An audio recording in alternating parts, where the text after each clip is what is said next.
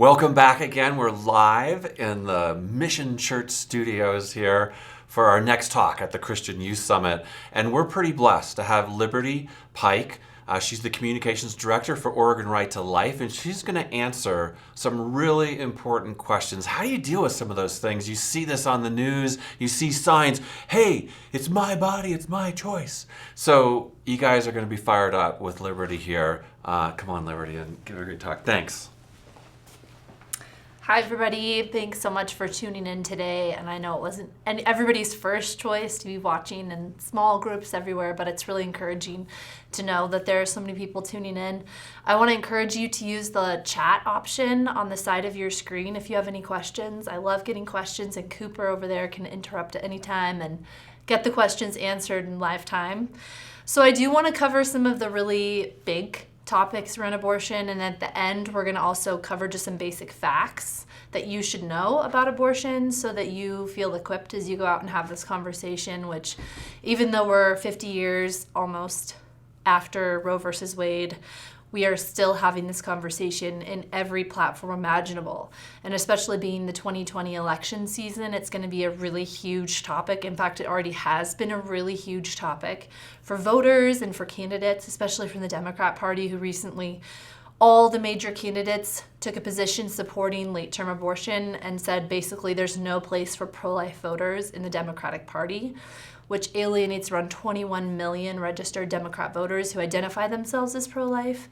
So I want to give you guys some tools. Again, feel free to ask questions. For parents who might be having some younger kids tuning in, I wanted to just let you know ahead of time, since this is a little bit of a controversial topic. I won't be showing you any graphic images.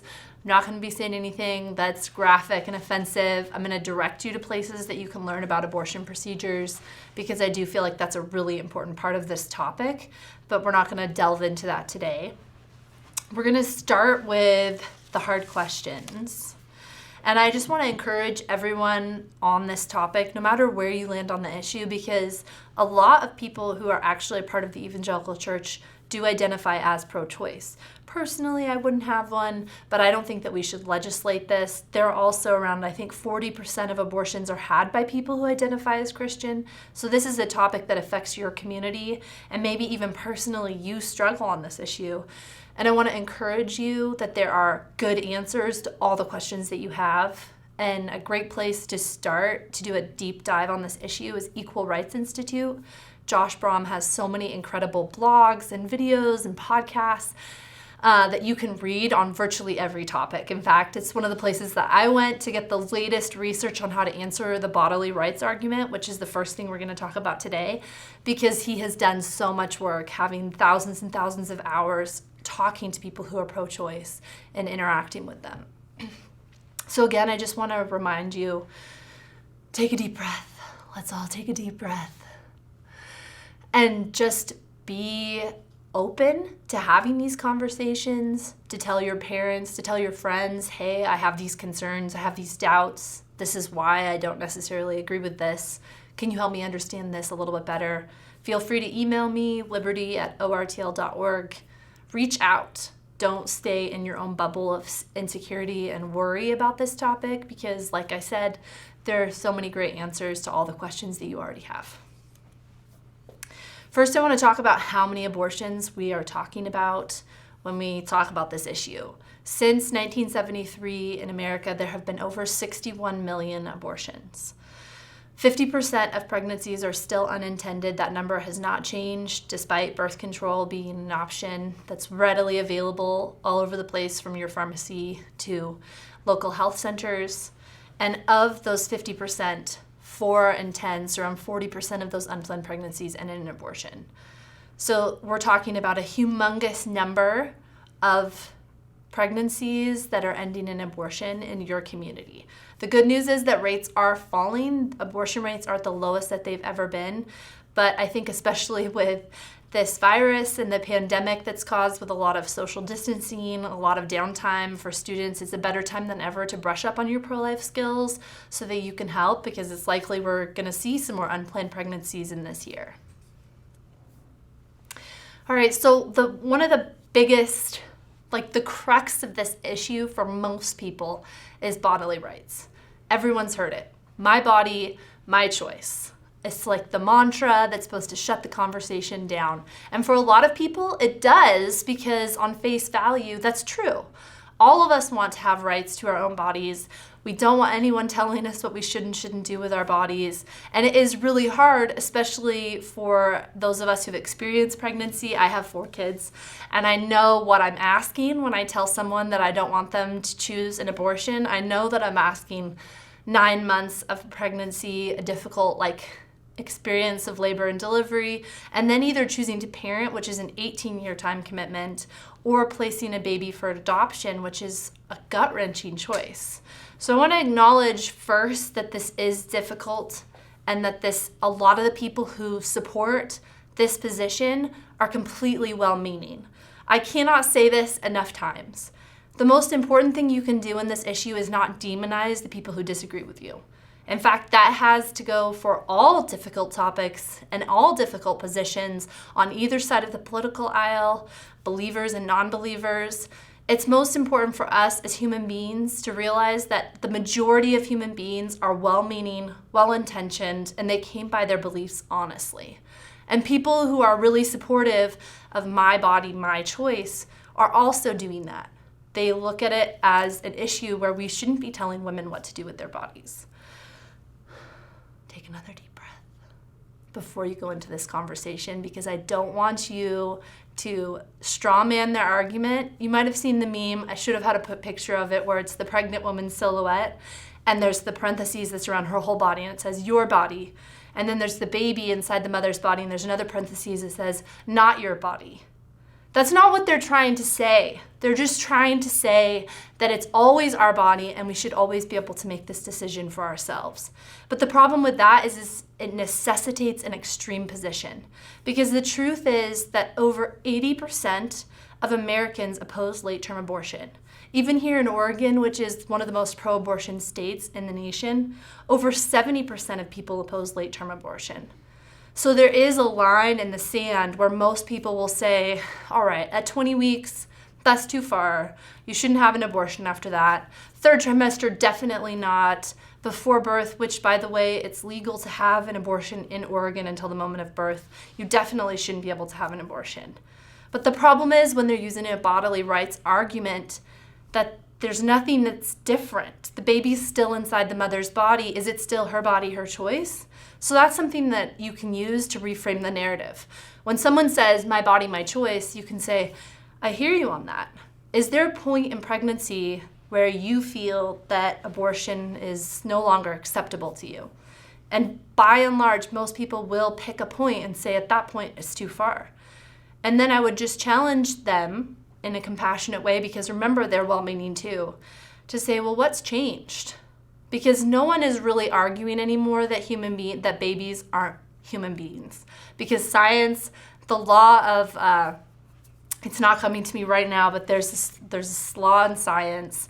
Sarah would know if she was in here, since she has a background in biology, where 2 kinds of a species come together and they make their own, like another person in their species. So 2 dogs make a dog, 2 cats make a cat, 2 humans make another human being. So we all acknowledge that that's a human being. Where we differ is when the rights begin. And so that's one way that you can challenge them, that the bodily rights argument actually necessitates an extreme position. There's either never an acceptable time to have an abortion, or it's always acceptable. All right, so I want to go through a couple things you might hear about the bodily rights argument now that we've talked about turning the tables. There's 2 different things that people may use, because sometimes people get a little bit fancy with this argument and they will do philosophical thought experiments. You may have heard of these, about the violinist, and then there's another one that's called blood donation. So I want to talk about those. And there's 2 main keys of every bodily rights argument, and it's the obligation to help and the obligation to not kill. So let's talk about it in a blood donation scenario. So you're out at the grocery store, hopefully not buying more toilet paper than you'll need for the year. Don't need that much toilet paper. And there's somebody on the sidewalk and they're bleeding out.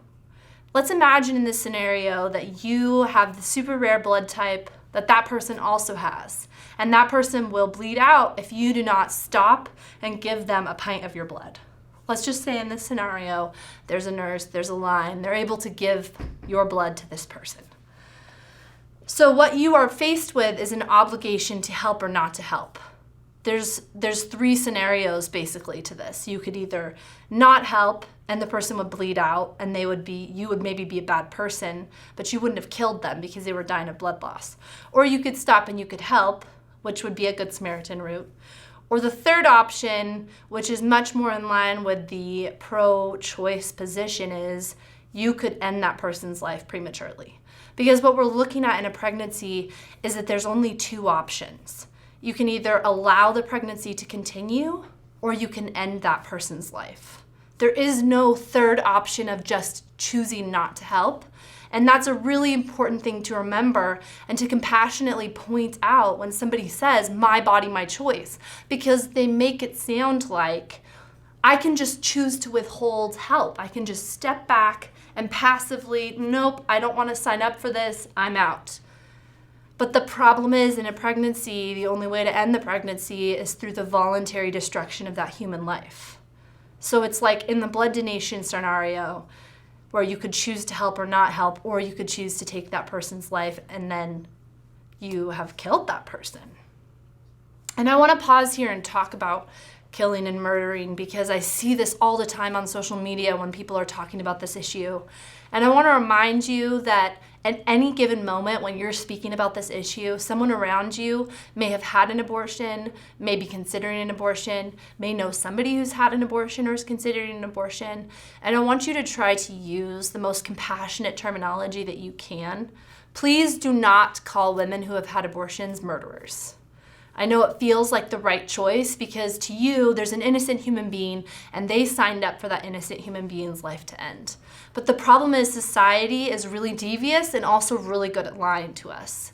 The vast majority of abortions happen in the first trimester when there's not a ton of knowledge about how much development is happening in that time and people think, oh, it's just a blob of cells still.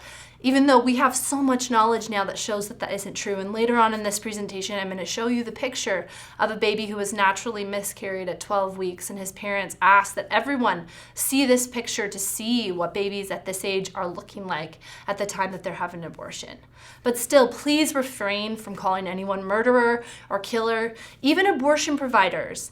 At our recent conference, Together We Advocate in Portland that we had on Leap Day actually this year, we had an abortion provider who came and spoke, and his presentation was called Because of 1200. Because in the early part of his career as an OBGYN, he performed over 1,200 abortions, and over 100 of those were late-term abortion procedures.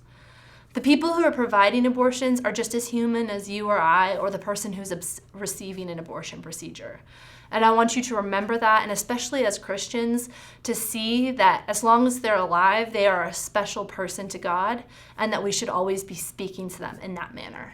So don't let your emotions and your rage come out sideways at that person. Be angry about this issue, get involved, get activated, please. Yes, we need more people, especially in this generation. This is the Christian Youth Summit. We need more youth in this movement, but we need compassionate youth that are here to extend a helping hand, not smack someone down. Okay, so we've covered blood donation, we've covered bodily rights pretty well, we've talked about how to turn the tables. Remember, here's another scenario that's really helpful that I got from Josh Brahm on Equal Rights Institute, and that's the stranger on the boat scenario, which I think might be a little bit more helpful. Imagine that you are on a boat and you're sailing out in the ocean, and all of a sudden a stranger pops up on your boat that they stowed away, maybe they got on the wrong boat, who knows how they got there. So you have three choices. You can let the person, actually I guess you would really only have two in this scenario. You can let the person stay on your boat and offload them at the earliest time possible, or you can throw them into the ocean and let them drown. And I think that what we're saying as pro-lifers is we do believe in bodily rights. We do believe that everyone has a right to their own body, but in the instance of pregnancy, there's another human being at stake, and what we're advocating for is that no one should be able to have another innocent person killed. No one. across the board. No one should be allowed to kill another innocent human being. And that's the argument we're making. Not that we're taking away your bodily rights, but just that we want to honor the bodily rights of everyone around us. Hopefully that's helpful. I haven't seen any hands from Cooper, so there's not any questions yet, right? All right, let's move on. We're about 15 minutes into this. How late is it legal to have an abortion in pregnancy? Under Roe versus Wade and Doe versus Bolton, which are the two Supreme Courts decisions that brought abortion to America across the board, all 50 states, overrode laws against abortion in states.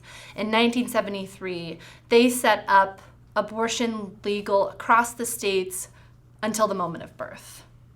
And if your state does not have a specific law restricting that, then that is still the case in your state, that abortion is legal all nine months. Which unfortunately brings me to our state, who not only doesn't have a law restricting when you can have an abortion, we don't have any laws restricting abortion at all. At all. You do not even have to be a licensed medical doctor in this state to perform abortion procedures. And we are talking about invasive procedures. You do not have to be a licensed medical doctor.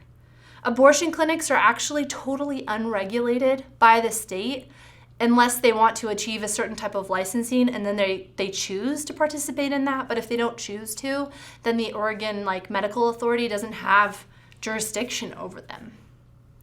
There are no state level restrictions on abortion. In fact, it's been codified into our Constitution that abortion is a right here. And that if Roe versus Wade is overturned tomorrow, abortion will still be legal until birth here in Oregon, which is why we need more pro-life people active and moving on the ground, voting in each election, working very hard to make sure that every candidate who runs for every office that you vote for is pro-life. Be a proud single-issue voter. Okay, off my platform. But this is an important problem that we have here in Oregon, because whereas other states, specifically in the Bible Belt, are passing laws and restrictions, we are actually passing laws that further cement abortion rights in our statutes. So please get involved. Sign up for alerts at ortl.org, and we'll let you know when there's an opportunity for you to lobby. You can just do it from your phone, honestly. We make it super easy for you to contact your elected officials and vote. Okay, now let's talk about another really big one, because we agree that all babies in the womb, they're human beings. We know that they're not aliens. We know that they're not some kind of non-human because of that law that we talked about that I still don't remember. Human and a human makes another human. But we want to acknowledge that yes, fetuses are different. And I don't normally use the word fetuses, but it is scientifically correct.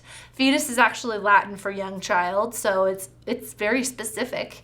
But I know that a lot of people are kind of anxious about it because it doesn't increase the humanity of the unborn, and I can see that. But I do want to acknowledge that there is a point. Fetuses are different than the rest of us human beings. And the four main differences that those are fit under a thing that's called the SLED test. And it's an acronym: SLED, size, level of development, environment, and degree of dependency. And I'm gonna run through those pretty quickly because those are the four categories of differences between the unborn and newborn babies. And what the question is to ask is, are those differences morally significant enough to justify taking away their right to life? Because as I said earlier, either abortion is wrong all the time or abortion is never wrong. There isn't really an in-between time where you can say, okay, here is where I'm fine with it. Because with science, even viability is a moving target. That's a huge one for people who say, okay, when they can live separate from their mothers, then I'm against abortion. But the truth is, in America, it was rare for people to survive if they were born in their third trimester. But now, regularly, babies are surviving after being born at 21 weeks gestation.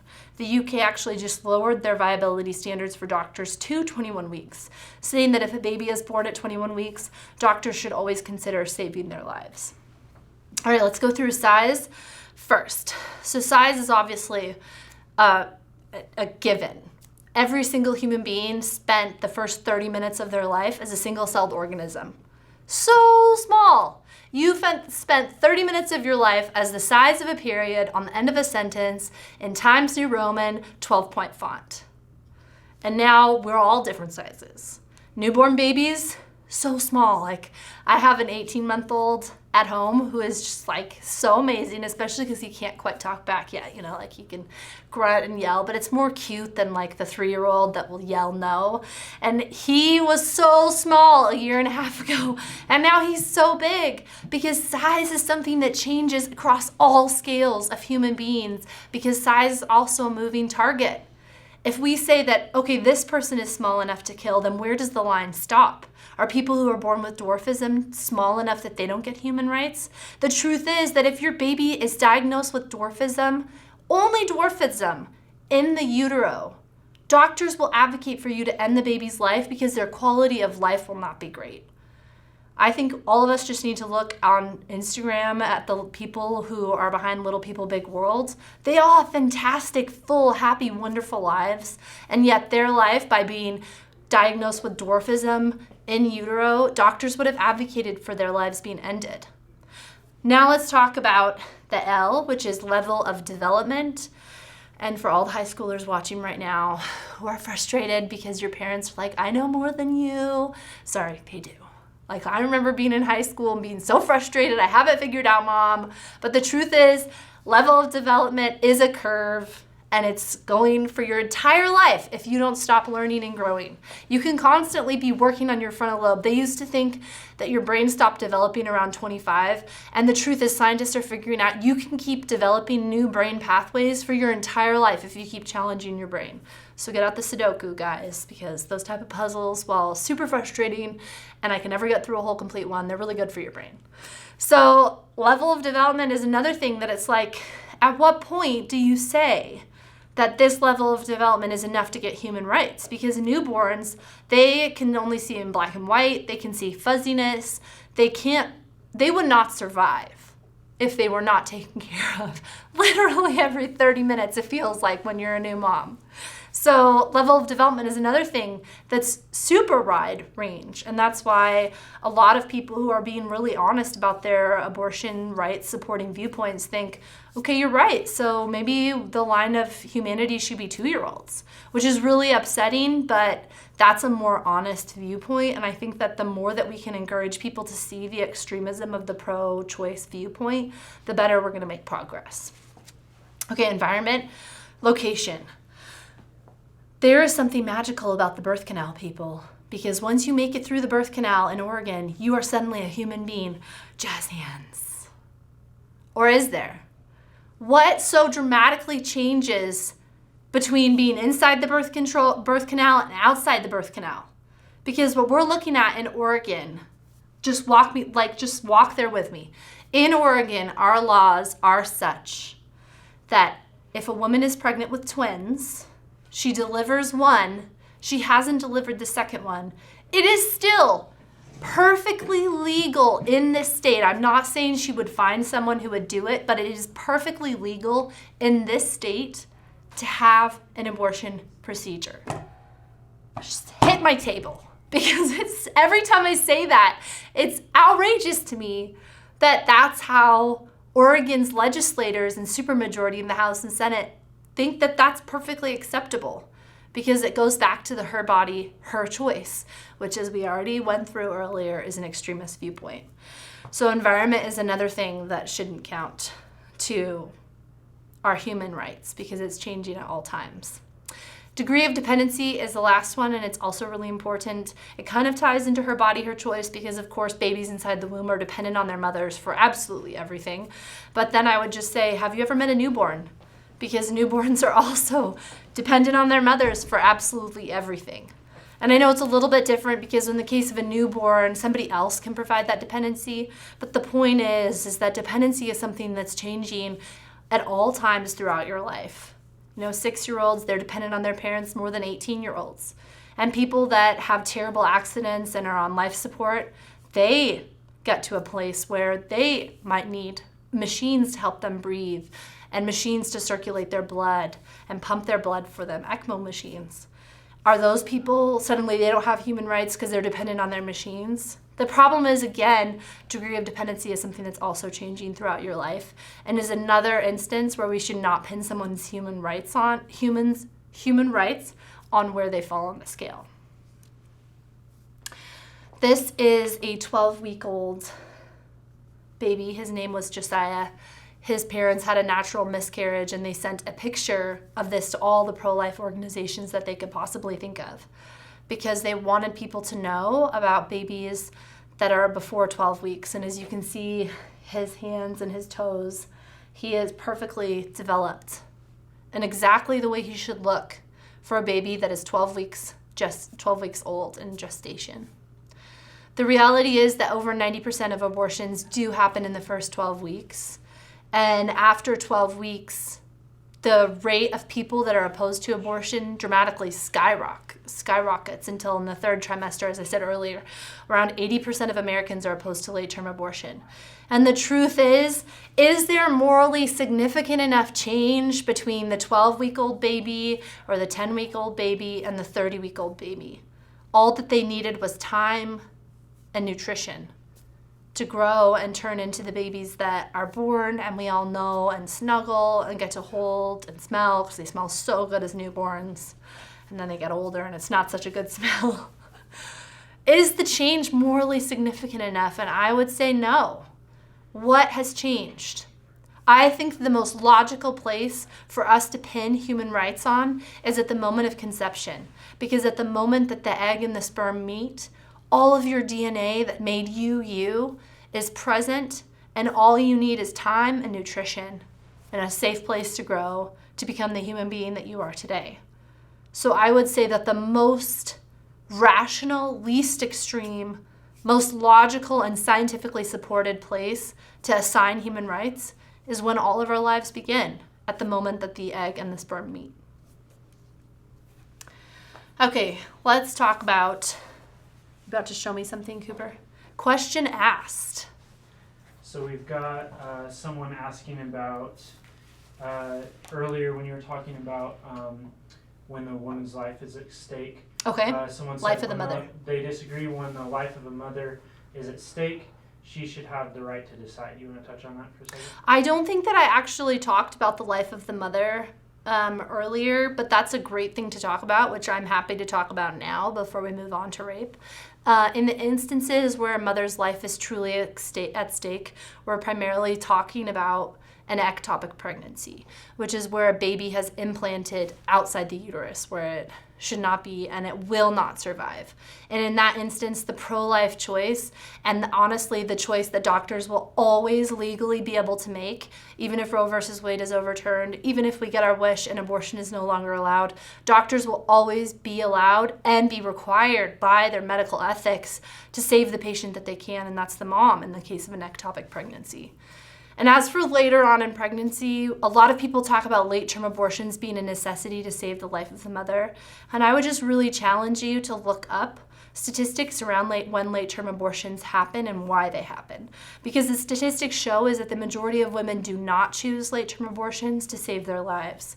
And also, just from a medical point of view, to have a late-term abortion, and again, I'm not going to go into specifics here because I know that there might be some young kids listening, a woman still has to go through delivery. She still has to go through labor and delivery because the baby does have to leave her body some way. So if the point is that getting the baby out of her body would cause her life to be in greater danger, she still has to get the baby out of her body. And if she has to have chemotherapy or something, again, like I said, viability, it's at 21 weeks now. So I would encourage people who are in those rare instances to proceed with an induced labor and have their baby and be grateful that medical science has come so far that babies are able to survive younger and younger than they ever have. And with science's progress, we're probably looking at a point in the future where that's going to move even earlier, because they never would have thought 20 years ago that we would be saving 21-week-old babies regularly. Another important thing to remember is that it's less than 1% of abortions happen in the end stages of pregnancy. Again, most abortions happen in the first 12 weeks, and the reasons are really clear. And it's societal pressures, a lot of it, and inconvenience, which I hate to say, and I don't think it's a fair assessment to say it's inconvenience, but if you put the categories in, it's like it would really drastically change somebody's life to continue with the pregnancy.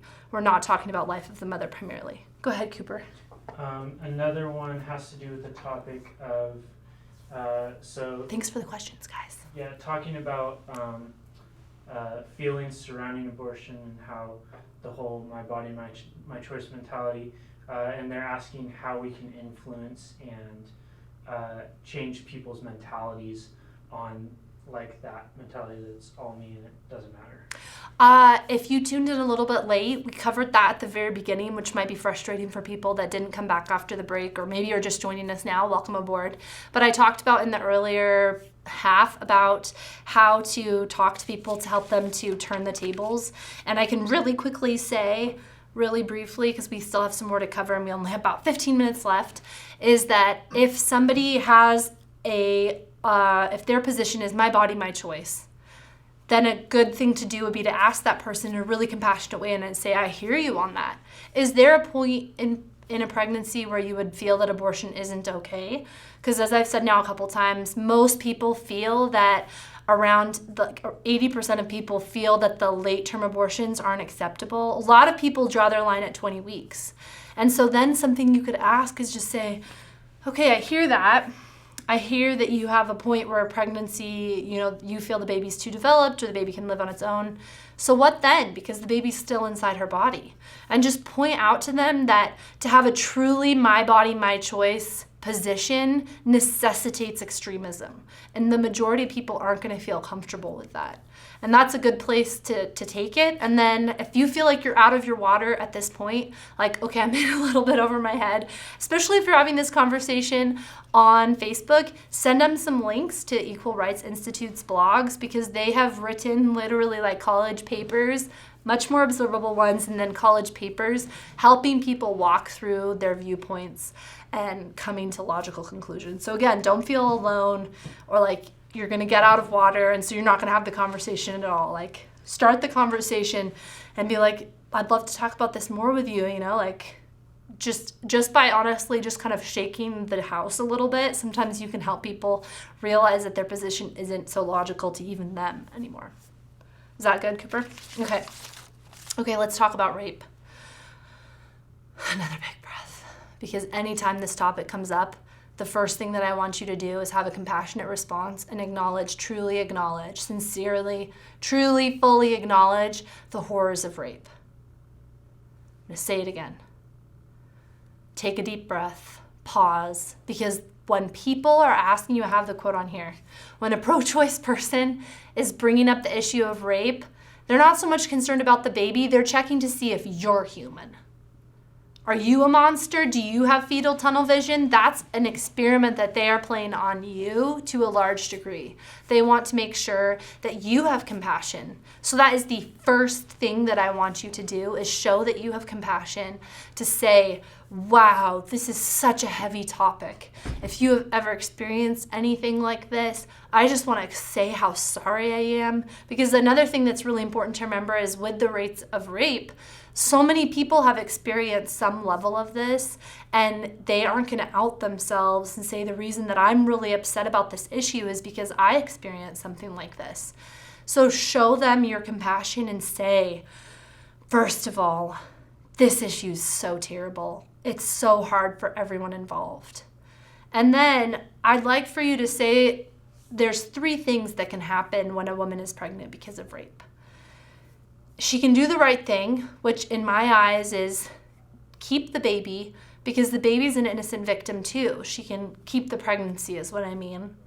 And then she can deliver the baby and either choose to parent, which I understand would be super hard. I can't imagine that. That's another really good phrase to remember to use. If you have never experienced anything like this, especially if you are a man, where by and large, you are experiencing a relatively privileged life where this is not something you have to worry about at night walking to your car across dark parking lots. Say things like, I cannot imagine. I understand how hard that would be.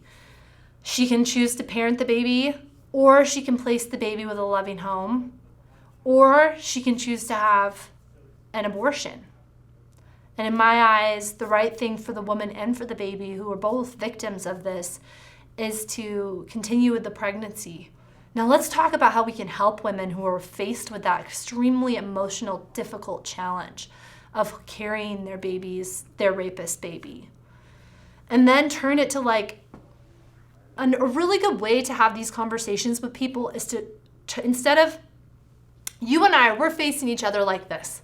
And one thing that Josh Brahm really likes, that he's incredible, Equal Rights Institute, is he's like, do it like you're both, like if you're standing, especially if you're standing and talking to someone, like kind of turn your body if you can, so that you guys are both like, okay, yeah, like you're solving a puzzle together. And I think that that is really important for people who are having this topic. Show you're a human being, show it's a problem you want to work out together.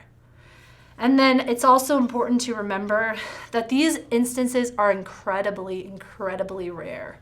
Fewer than 1% of all abortions, and there's still around 1 million abortions every single year in the United States, are because of rape or incest or to save the life of the mother. Less than 1%. But the problem is that pregnancies that follow rape, those are used to justify 99% of abortions. Say abortion needs to be legal because of rape, whereas less than 1% of abortions are because of rape. So that's an important thing to know. I'm not saying that that's an important thing to tell people, because I don't want you to be a statistics monkey who's just like, oh, I have this fact. Oh, I have this fact. You know, don't be a keyboard warrior. Show people you're a human being too. Show them your compassion. But also know that like we're also talking about something that's incredibly rare. Okay, I gotta go through these pretty quick because we have 9 minutes left. Forced birth. This is a huge one that I hear all the time, that you are forcing people to give birth. And the truth is, we're not, because I'm trying to say this in a way for 8-year-olds. Pregnancy comes about most of the time by a series of choices. Choices have consequences. And if you weren't there to make the original choice, you're not responsible for the end choice. But what you are responsible to as a society is to help women who are in unsupported pregnancies, provide resources, help your pregnancy resource center, volunteer, be active in your community, make sure your church is set up to support women who are in unsupported pregnancies. Talk to your pastor about things that your church can do to make your church more welcoming for women who are pregnant and unmarried. Because the truth is, the church has a huge responsibility in this area. This is what Christ called us all to do, right? To render aid to the widows and the orphans. And I think that if it had been more popular back then, he also would have said, and the unmarried women, like my mother. So I think that that's a huge thing to say, but it's also, again, be careful with this one. Don't just say, well, you had sex, so you have to have the baby. Compassion is key. That is your number one job as pro-life people existing in this world, is to show that you're compassionate, you're rational, you're reasonable, and you're not crazy. You heard it here first. All right, let's talk about back alley abortions. Sorry, I have some allergies going on. They've been really set off by Bend. I don't know why. Back alley abortions are women in danger. We're going to have to kind of go through these pretty quickly, because one of the things that people say about abortion is that if it's made illegal, then people are going to be getting unsafe abortions. And there's a really important person that everyone should know about, and his name is Dr. Bernard Nathanson. He was an abortion provider. Also notice, side note, I don't call them abortionists, because whenever possible, clear out inflammatory terminology from your language. Abortionist is something made up that we say because we're trying to be really like firm and negative and derogatory, but the truth is we want to use language that continues the conversation, not ends it. So use abortion provider or abortion practitioner. So Dr. Bernard Nathanson, he provided a ton of abortions, and then he also helped start NARA, which is the National Abortion Rights Activism League, or Advocacy League. It's gone through several different name changes.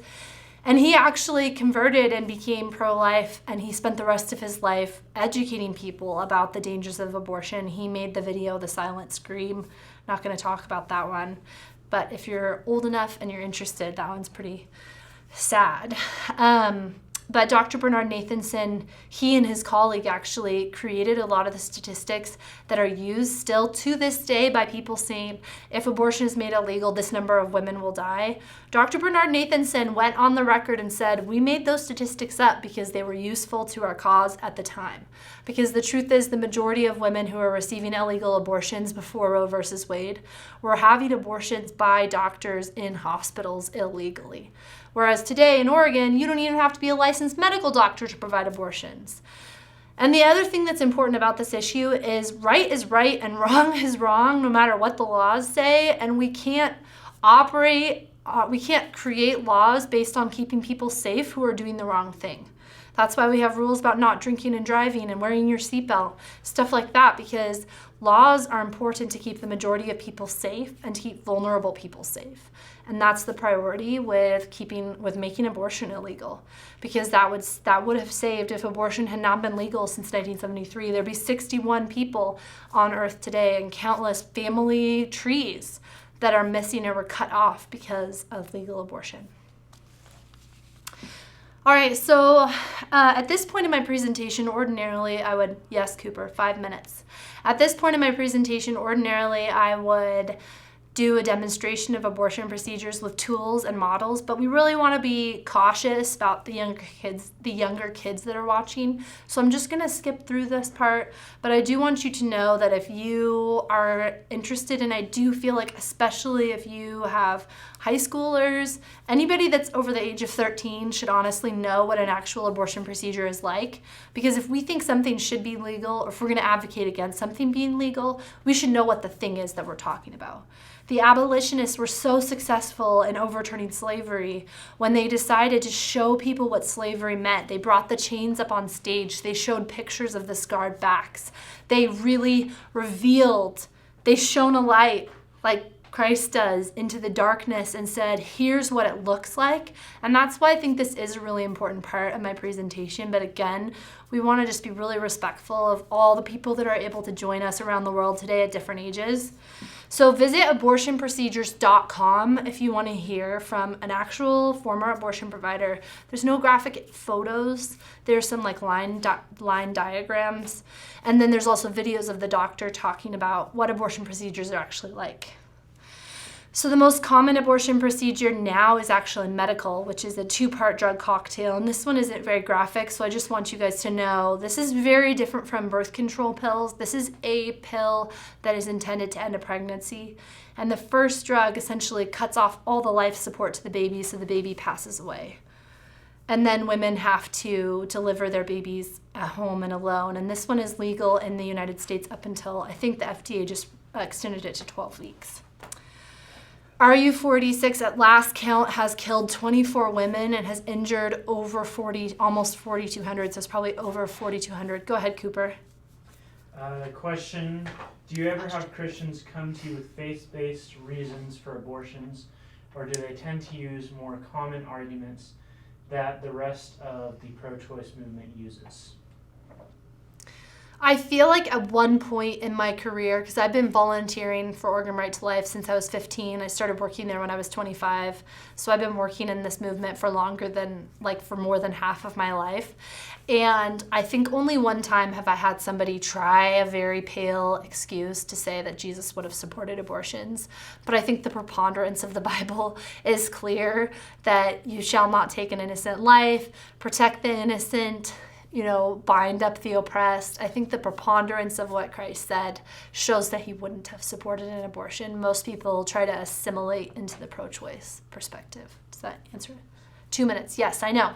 Okay, really quickly, this is Holly Patterson. You can look up her story. She's one of the women who lost her life to RU46. Suction aspiration is performed before 12 weeks gestation. That's a 6-week-old baby. 6 weeks. Before most women who aren't planning on getting pregnant would even realize that they were pregnant. We're not just talking about a blob of cells. And then again, baby Josiah, who's 12 weeks old. Dilation and curettage is a surgical abortion that's performed between 12 and 15 weeks. This baby is baby Mia Sophia. She was 23 weeks when she was born, and she is the cutest 4-year-old today. And this is dilation and evacuation, which is a dismemberment abortion. Induction abortion. Oh, there's Mia Sophia when she's older. I think this one's a different baby. There's so many cute babies I get to see in my job all the time. So many. This one's Mia Sophia. She was born at 24 weeks and 2 days. Induction abortion is currently performed by OHSU regularly. And then partial birth abortion is currently banned under the partial birth abortion ban. I know we're almost out of time, Cooper, in the United States, but it's an incredibly hard ban to enforce because it requires a whistleblower. So there's a likelihood that this abortion procedure is still happening in the US today. And we already got our questions. We made it through everything. I hope that you guys got all of the things that were ticking in your brains answered, but feel free to email me, liberty@ortl.org. And don't forget to sign up for emails at ortl.org so that you can find out ways that you can get involved and be active in this movement. And have a good rest of your day. Awesome. Thank you, Liberty. This is so important that all of us, youth and adults, can know how to logically, rationally, and compassionately engage with people on these topics. So, Liberty, this is so important. And you guys can like the video in addition to subscribing to this account. And these videos are not just live, they're going to be here forever. So on our page. So you can come back to this video. We've had a lot of people asking that.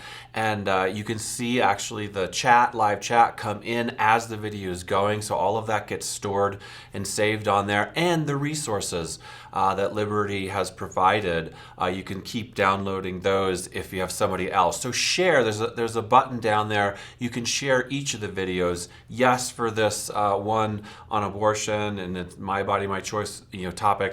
But all the videos we have here, you can share, forward to friends anytime you want. So we're going to take a 15-minute break and we're going to be back with Jonathan Noyes. A great talk on tactics. How do we ask questions well? So we'll see you guys in 15 minutes.